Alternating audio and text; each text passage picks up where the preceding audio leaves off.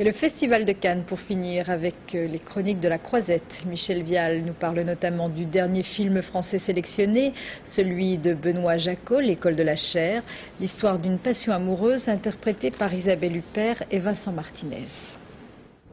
Affluence record ce soir autour des marches. Une foule joyeuse avait pris d'assaut l'esplanade du Palais pour tenter d'apercevoir les stars du jour. Ici, le jury MC Solar dans un moment tendre avec Ophélie Winter, Emmanuel Béard, Andy McDowell, Claudia Cardinal, une future star du roman policier.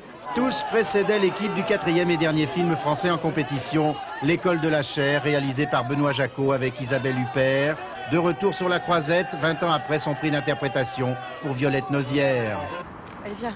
Attends, je peux me faire 5000 balles en 2 heures ici. Je te les donnerai. Mais t'es pas Rothschild. Tu restes pas là, tu me fais... Oh, c'est pas 40! Histoire d'une passion entre une femme de 40 ans et un jeune homme de 20 ans. 2 âges, 2 mondes, un amour éphémère qui aidera la femme à repartir dans la vie. Dis-moi ce que tu veux. Ils sont tous les deux en position d'extrême vulnérabilité et en même temps, ni l'un ni l'autre d'une certaine façon n'abdique.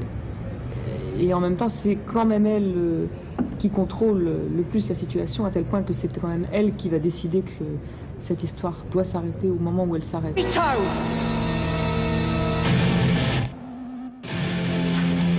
Entre fiction et documentaire musical, entre pêche et nostalgie, le second film en compétition de la journée, Velvet Goldmine de Todd Haynes, nous ramène au début des années 70 dans un chapitre oublié de l'histoire de la pop musique, le glam rock.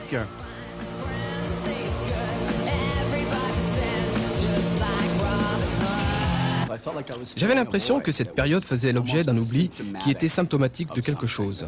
Le fait que cette période était oubliée a accentué ma curiosité. Pourquoi tout cela avait-il disparu sans laisser de traces, tandis que le punk, le grunge et le rock des 60s semblaient inépuisables? Donc, pour toutes ces raisons, et à mesure qu'on explorait ce mouvement, on s'est rendu compte qu'il témoignait d'une sensibilité unique. Flamboyance, excès en tout genre, provocation dans le sexe et la mode, le film constitue un hommage aux figures mythiques de ce mouvement, David Bowie, Marc Bolan et Iggy Pop entre autres, à travers le personnage kitsch et magnifique de Brian Slade. Dans sa tête, il voulait la gloire et la reconnaissance. Il voulait ce que tous les artistes désirent. Et une fois qu'ils l'ont, il la rejette. Les stars de mon enfance, je croyais qu'elles étaient des super-héros, alors qu'en réalité, elles ne sont que des hommes. Comme Brian Slade, qui voulait être immortel et s'est immortalisé lui-même. J'ai le grand plaisir et l'honneur de vous faire chevalier dans l'ordre national de la Légion d'honneur au nom du président de la République et au nom des pouvoirs qui me sont conférés. Enfin, avant les récompenses que lui et son jury vont avoir à décerner dimanche, Martin Scorsese recevait tout à l'heure une distinction française des mains du ministre de la Culture, témoignage d'admiration à un vieil habitué de Cannes. Il y vint pour la première fois en 1974 avec Mean Streets.